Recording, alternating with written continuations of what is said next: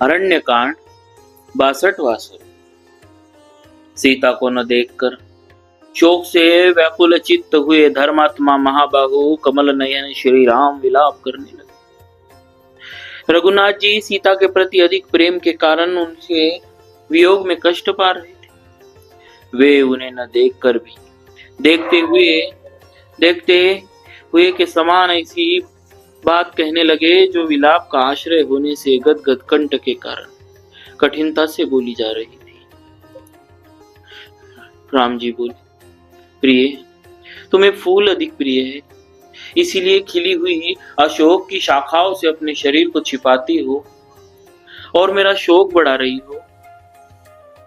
देवी, मैं केले के तनों के तुल्य और कदली दल से ही छुपे हुए तुम्हारे दोनों जांघों को देख रहा हूं। तुम उन्हें छुपा नहीं सकती।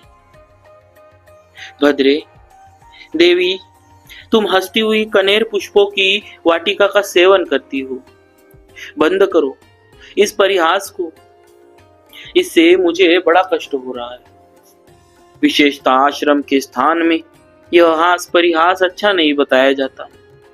प्रिय, मैं जानता हूं तुम्हारा स्वभाव परिहास प्रिय है। विशाल लोचने, आओ, तुम्हारी यह पर्णशाला सूनी है।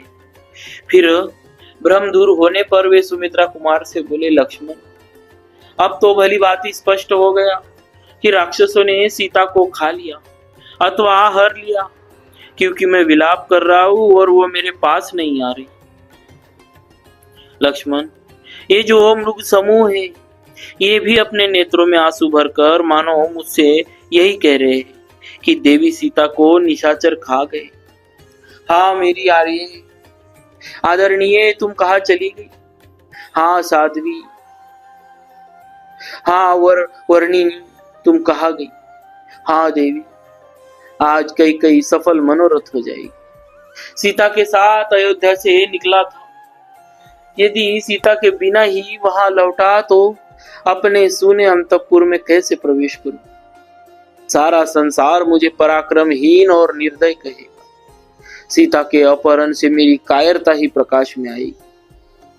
जब वनवास से लौटने पर मिथिला नरेश जनक मुझसे कुशल पूछने आएंगे, उस समय मैं कैसे उनकी ओर देख सकूंगा?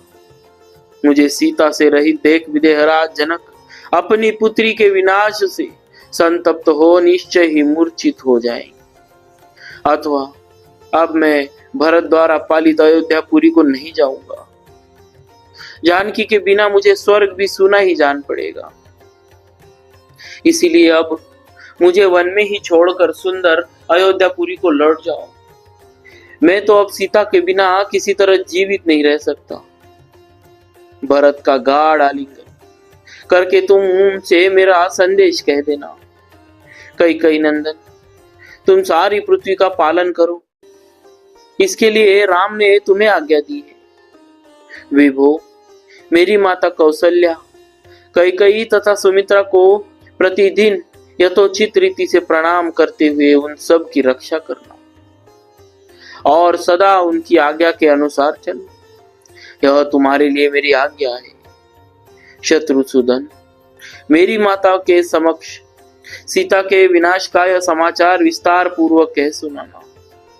सुंदर केश वाली सीता के विरह में भगवान श्री राम वन के भीतर जाकर जब इस तरह दीन भाव से विलाप करने लगे, तब लक्ष्मण के भी मुख पर भयजनित व्याकुलता के चिन्ह दिखाई देने लगे। उनका मन व्यतीत हो उठा और वे अत्यंत घबरा उठे। इस प्रकार श्री वाल्मीकि निर्मित आर्ष रामायण आदि काव्य के अरण्य कांड में 62वां सर्ग पूरा हुआ। बोलिए श्री सीताराम जी महाराज की जय। भक्तवत्सल भगवान की